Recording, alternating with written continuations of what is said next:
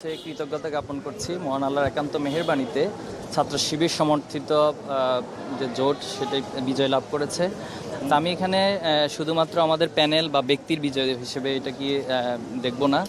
এই বিজয়টাকে ঢাকা ইউনিভার্সিটির প্রতিটি শিক্ষার্থী ইভেন যারা এখানে প্রতিযোগিতা করেছেন তাদের বিজয় এবং বাংলাদেশের আপামর মানুষের বিজয় হিসেবে দেখব। পাশাপাশি যারা দেশের বাইরে থেকে আমাদের এই প্যানেলের জন্য দোয়া করেছেন এবং কাঙ্ক্ষিত পরিবর্তনের রাজনীতি যারা চান আমরা সবার বিজয় হিসেবে সেটাকে দেখব।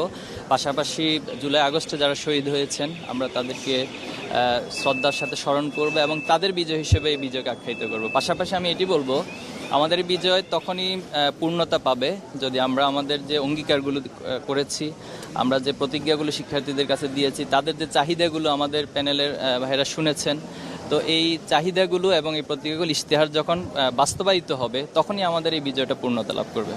বাংলাদেশে একটি